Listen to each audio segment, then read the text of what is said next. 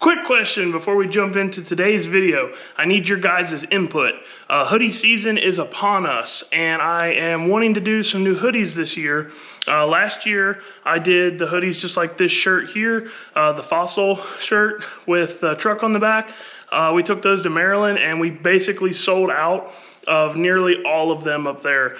Some of that was because we were at the event with the truck, and it was cold, so I think that a lot of people bought those. I want to know what you guys want. I want to do another run of hoodies this year. Do you guys want hoodies with the truck on them? If we were going to do truck hoodies, I'll probably change it up a little bit, use a little bit different photo, maybe a little bit different design slightly. If you don't want truck hoodies and you just want Logan built hoodies, that's cool, we can do that too. Or if you want me to do a YouTube specific design, something to do with Logan built YouTube channel, let me know. Drop a comment in this video. Let me know what you guys would like to see as far as hoodies go. I need to get rolling on those because, like I said, hoodie season is upon us. So let me know what you guys think and check out this video. All right, YouTube, welcome back. Today we are going to be getting my dad's car ready to take to the track again. And like I said in the last video, I want to make some changes to the pinion angle. So that's what I'm going to work on tonight. Before I start messing with this thing, because we've got it making nice straight passes, I want to see where it scales out on the corner scale, so that way when I move the pinion angle, I can make sure that I don't change how it corner scales. So we're going to get this thing up on the scales, and then I'll show you guys how to change the pinion angle on a ladder bar car.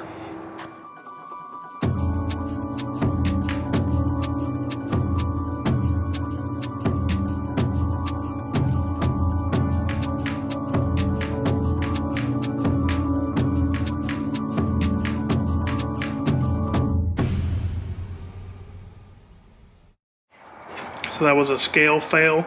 If you're trying to put your vehicle on scales on smooth concrete, it don't work.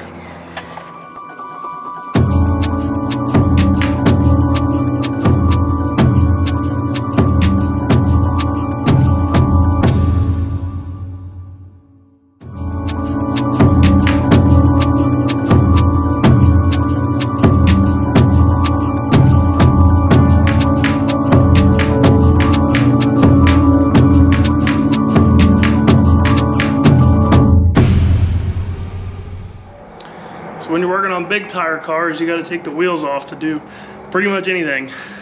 You could do this with the wheels on if you wanted to, but it just makes it way easier to see the drive shaft angle and the pinion angle to make sure that you get a good accurate measurement. So right now the rear suspension is hanging, so I do not want to check the pinion angle. If I was checking this, I would not want to check it like this. I would want to put the jack under the rear end housing and jack it back up to where the rear end is back to ride height, because that is where you want to check pinion angle.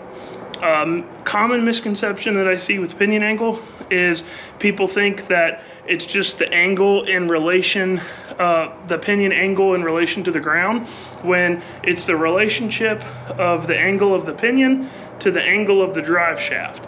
You want it to make a V angle, so that way when you let go of the trans brake, it will take the slack out of all the joints and it will try to straighten the drive shaft out.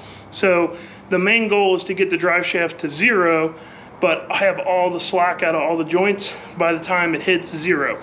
So if there's a bunch of slack in your setup, like this has really old stuff, you know, the heim joints are 10 years old, everything on the chassis is 20 years old, it's going to have more slack in it than, say, a brand new build would. So we need to make sure that this thing has enough downward pinion angle. The relationship between the pinion and the drive shaft needs to be a negative number. I'm going to shoot for about 3.5 to 4, somewhere around there, degrees on this, because it's going to have a lot of slack to take out. A ladder bar car generally needs more than a 4-link car to begin with, but this being an old ladder bar car, it's going to need even more. So before we had 1.9 degrees, and that is the relation, like I said, of the pinion and the drive shaft. So if your pinion is down 6 degrees and your drive shaft is down 4 degrees, your pinion angle is -2. So that's what you need to know when you're measuring that, and you need to make sure that the rear end is at right height. So let's jump into this thing and get this pinion angle moved around.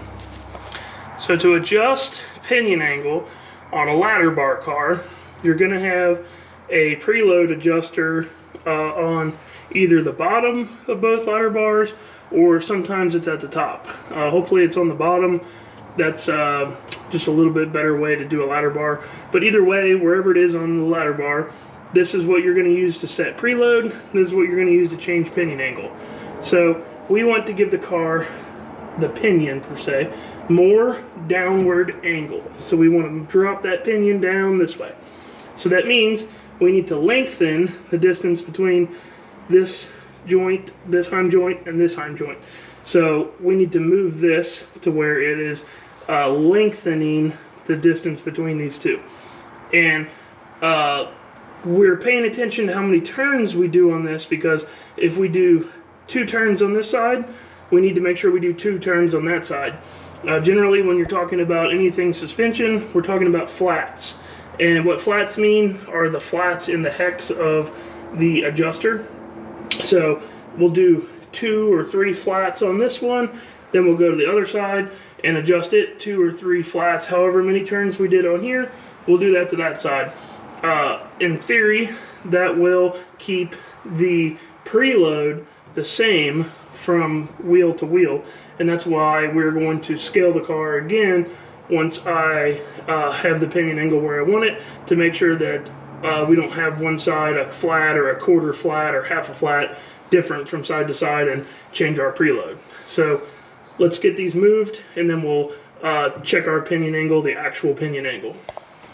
So I ended up moving the adjusters 11 flats to get the desired pinion angle change. On this particular setup, you would actually rotate this downwards, and that is what lengthens it. And then if you go too far, you would rotate it back up, and that is what shortens it. But it totally depends on which side the left hand and right hand thread is on your application as to which way you need to go. But it took 11 flats to get the pinion angle. So like I said, you want to make sure that the rear end is jacked all the way up. Currently, it's not, because this jack leaks off. But you want to make sure that it's jacked all the way up, so that way it's at right height. And then you'll need some sort of angle finder. That is just a digital Harbor Freight one. They make some really expensive ones. From the research I did online, those Harbor Freight ones are actually really good for the money. So I just make sure that I check it 5 or 6 times on each angle to make sure that I'm getting an accurate measurement. But essentially, I like to put the pinion flat and level, by rotating the wheels or the axle, and then I'll get the measurement from there, and then I will move the angle finder to the drive shaft and record that measurement. And then I'll actually move it, like on this where it's got this welded in sleeve deal, I'll move it up here, and I like to make sure that it's as centered straight up and down on top of the drive shaft as possible to give you the most accurate reading. But essentially I just check both of these angles a few times and make sure that I'm getting a good reading. And right now we have 3.5 degrees of downward pinion angle. So we started with 1.9, now we have 3.5. So the next step is, I won't lock these jam nuts down yet. I'll go ahead and put the wheels back on it, put it back on the scales, and check the corner weights to make sure that those haven't changed. If they have changed, then I will add or remove some preload from this side to make the numbers correct, and then I'll lock these jam nuts down and we'll be done. So let's see if this thing moved much from counting each side to side. We'll see if I did a good job on that, or if I gotta go back and change it a little bit. Okay, so with Homer in the car there, I need to add 10 pounds to the left rear. So I'm going to take 10 pounds off the right rear, put that on the left rear. So that's going to be like less than half a flat. That's going to be like a quarter flat. to make this thing scale out exactly like it did before. So just counting the flats gets you super close. You might not even notice 10-pound difference, but since we're on the scales, I'm gonna make it perfect just because we know it was working good like that. So I'm gonna do that and check this one more time, but we should be good. So now that we've got our pinion angle changed from 1.9 degrees of downward angle to 3.5 degrees of downward angle, we're gonna go back to Thornhill to the same track, and we are going to not change anything for the first run and see how much that change just affects how the way the car works. We're gonna start off by going back to the left lane, the lane that we struggled in, and see how it reacts.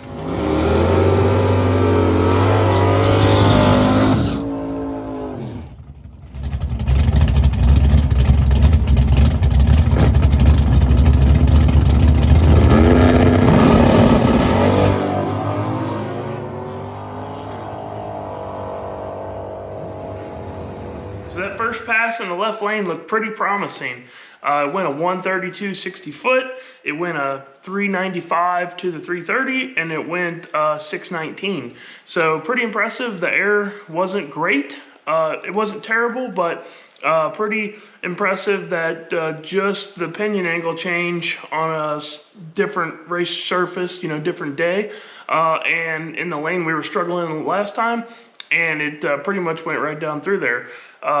The landing was a little bouncy, so I'm gonna tighten the front compression up 1 click, which is gonna make it 1 from full tight. So hopefully we can get that calmed down. We're about out of scope on the tuning window of the compression there. But aside from that, I'm not gonna change anything. I'm gonna leave everything else alone except for 1 click of compression and see what it does on the next run.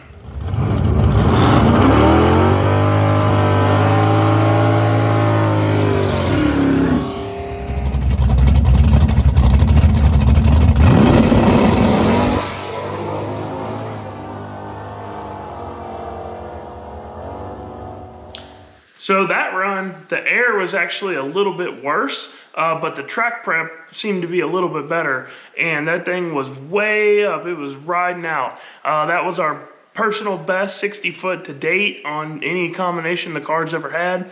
It went a 129.5 60 foot. It went 393 to the 330, and then obviously he was on a breakout, so he rolled way out of it, and it went up 628 at like 103. But man, that was a really nice run.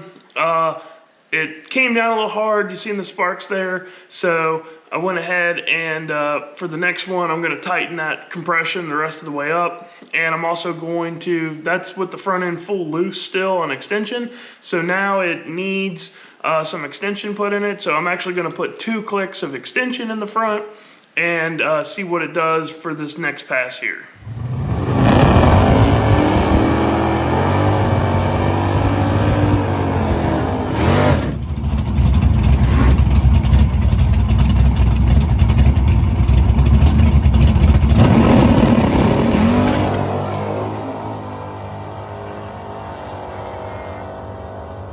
So that was our last run of the night because we lost. That was another nice run. Didn't go quite as quick to the 60 foot. If you listen to the video, you hear it spin just a little bit, but it still went a 132.7 60 foot, which is really good.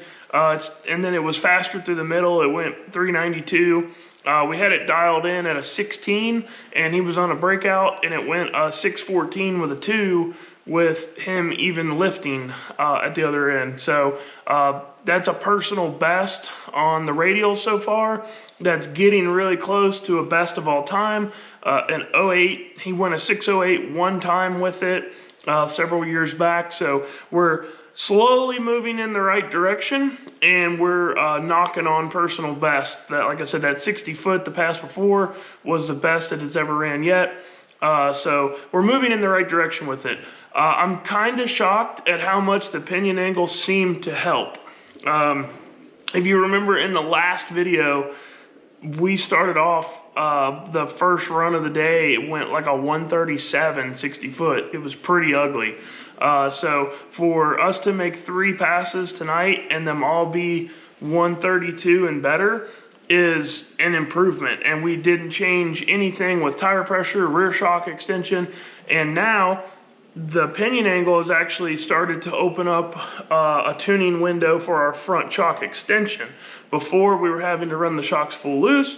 Now we got to the point where we were able to run 2 clicks tight on the front shocks. So pretty pleased with the results of just changing the pinion angle. It possibly might need a little bit more pinion angle. The difference between that 129 60 foot and the 132s is, you can hear it in the video, it does not spin at all on the 129. It's dead hooked and it stays dead hooked. The other 2 videos, you'll see the tire makes about 1 full rotation and then it spins a little bit. So we've got it, the pinion angle has helped us move it out. Before we're starting to where it would dead hook and then it wouldn't even make a half a rotation and it would spin the tire. Now we're getting a full rotation, maybe a rotation and a half with it, and spinning the tire just a little bit. It's still sensitive to track prep as far as that's what that tells me, because the only difference between the 129 and the 132s were just different, you know, the track is different. With a bracket race style racetrack, the track is constantly changing, especially if the track like this one is around a river, and if the cars sit for a little bit, if the track sits, there's not a lot of cars being ran down it, it can get cold, it can get moisture on it pretty easily. So the ever-changing track conditions are what you have to contend to, and what the goal is not necessarily to make this thing run 129 60 foots every time, but make it run the same every time, regardless if the prep is okay or if the prep's really good. And that's where we're finally getting to, you know, with the radials. So we'll see how we can continue with this. I'm not sure if we're gonna change anything before we go back out. After looking at the video, I feel like I would like to try dropping the air pressure from 11 PSI to 10 PSI.